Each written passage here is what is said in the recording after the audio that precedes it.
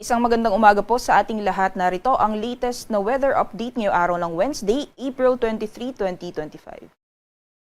Sa ngayon po ay wala tayong binabantayan na LPA o bagyo sa loob at labas ng ating Philippine Area of Responsibility, bagamat iilang bahagi pa rin po ng ating bansa ay makakaranas ng mga pag-ulan ngayong araw. Ay kung makikita po natin dito sa ating latest sa satellite animation, meron pong mga ulapan na currently ay nakakaapekto sa iilang bahagi ng Mindanao. Yan po yung Intertropical Convergence Zone or ITCZ at dahil po dyan, asahan po natin ang mga pag-ulan, mostly dito po sa may southern portions or katimugang bahagi ng Mindanao ngayong araw.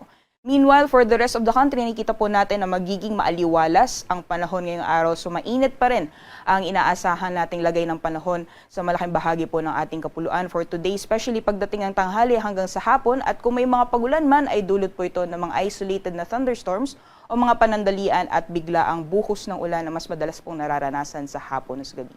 Sa mga susunod na araw, inaasahan natin magpapatuloy ang ganitong lagay ng panahon sa malaking bahagi po ng ating bansa, particularly hanggang sa darating na weekend. Samantalang Intertropical Convergence Zone naman ay patuloy pa rin pong magdudulot ng makulimlim na panahon sa iilang bahagi ng Mindanao hanggang sa mga susunod na araw. Sa magiging lagay po ng panahon ngayong araw dito sa Luzon, dala po ng epekto ng easterlies, magiging mainit pa rin ang panahon sa malaking bahagi ng Luzon area ngayong araw. Kung may mga pagulan man, ay dulot po ito ng mga isolated rain showers or thunderstorms, especially pagdating po sa hapon o sa gabi. Temperature forecast naman po para sa mga piling syudad dito sa Luzon, para sa lawag po ay maglalaro mula 25 hanggang 33 degrees Celsius. Mainit po ang magiging panahon sa Tuguegarao na posibleng umabot ng 38 degrees Celsius ang maximum temperatures. Dito naman po sa Baguio nasa 18 to 27 degrees Celsius, 35 degrees Celsius maximum temperatures naman para sa Metro Manila, at sa Tagaytay nasa 23 hanggang 32 degrees Celsius, and for Legazpi City naman nasa 26 hanggang 33 degrees Celsius. Para po sa magiging lagay ng panahon sa nalalabing bahagi ng ating bansa, gaya po ng nakita natin sa ating latest na satellite animation kanina, dito po sa may southern portions ng Mindanao or katimugang bahagi ng Mindanao, mararanasan po ang ulap na kalangitan at may kasama po yan na mga kalat-kalat, mga pagulan, pagkidlat at pagkulog. Particularly dito po yan sa may bahagi ng Davao Oriental, Davao Occidental, gayon din sa Zamboanga, Sibugay at Zamboanga del Sur, pati na rin sa Basilan, Sulu at Tawi-Tawi. So asahan po natin ang mataas na posibilidad ng mga kalat-kalat, mga pagulan, pagkidlat at pagkulog dala ng epekto ng Intertropical Convergence Zone. Meanwhile, for the rest of the country naman po sa Palawan, Visayas, and for the rest of Mindanao, mainit at maalinsangan pa rin ang magiging lagay ng panahon ngayong araw. At kung may mga pagulan man, ay dala ito ng mga isolated rain showers or thunderstorms. Temperature forecast naman po para sa mga piling syudad ng Palawan, Visayas at Mindanao. Dito po sa Palawan, for Kalayaan Islands ay nasa 27 hanggang 34 degrees Celsius and 33 degrees Celsius naman maximum temperatures para sa Puerto Princesa. Meanwhile, dito po sa Visayas, agwat ng temperatura para sa Iloilo ay maglalaro mula 27 hanggang 33 degrees Celsius, and maximum temperatures naman for Metro Cebu as well as sa Tacloban ay aabot ng 32 degrees Celsius.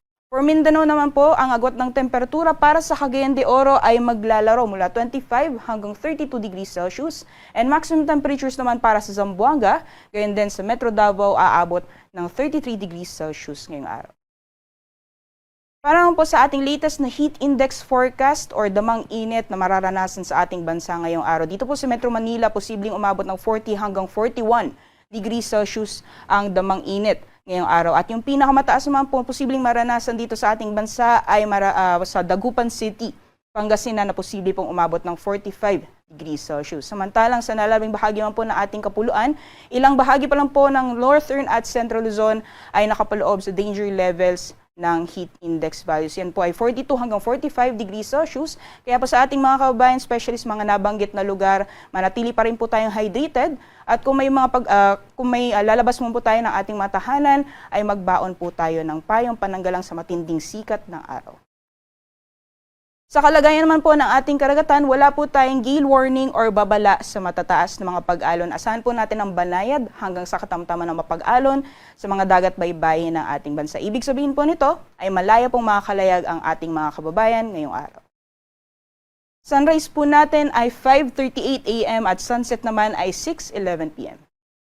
Para sa karagdagang impormasyon, bisitahin lamang po ang aming social media accounts, gayon din ang aming website pag-asa.dust.gov.ph. At yan lang po latest mula dito sa Pag-asa Weather Forecasting Center. Ako po si Ria Torres. Magandang umaga po sa ating lahat.